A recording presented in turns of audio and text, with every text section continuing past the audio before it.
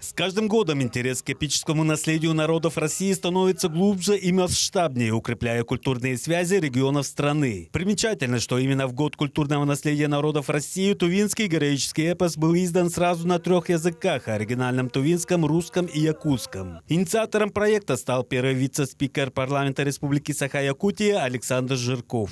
Кто захочет познакомиться с этим эпосом, он может на 3 языках получить представление, сравнить и так далее, и так далее. Это, мы считаем, очень удобный, хороший у нас перевод получился. В культурном аспекте две наши республики связывают героические эпосы двух народов, древнейшие устные народные творчества тувинцев и саха, Нюргун Боуттур Стремительный и Хунан-Кара. Якуты, тюркский народ, родственные народы. Мы знаем тувинцев, тувинских ученых, тувинский фольклор. И Александр Николаевич выбрал именно Кунан-Батыр. Этот эпос особенный, интересный, очень, сюжет очень похожий с якутским.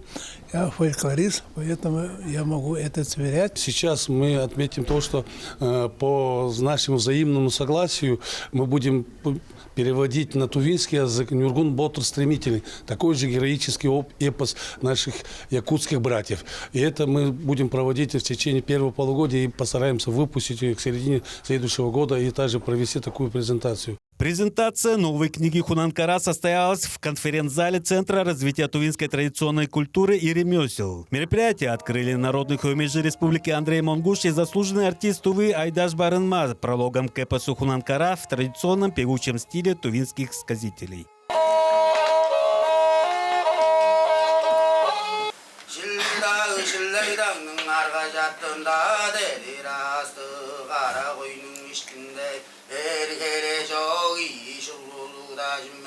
Это тоже одна из таких вот событий, которые позволяет и нам тоже обратить внимание на наш героический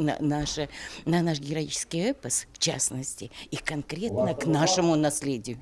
В свою очередь был продемонстрирован отрывок оригинального текста якутского эпоса «Нюргун Боуттур Стремительный». Его исполнила актриса театра Аланхо, победительница телевизионного конкурса Аланхо «Баттл-2022» Анастасия Алексеева.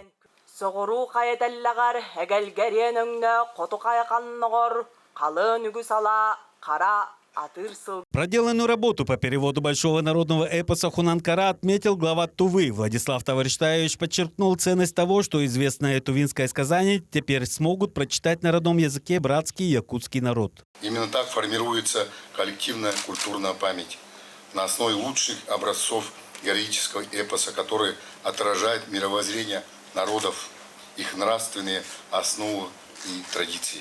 Глава Тувы высоко оценил многолетний вклад первого вице-спикера парламента Республики Саха Александра Жиркова в развитие тесных взаимоотношений двух народов, присвоив почетное звание заслуженного работника Республики Тыва.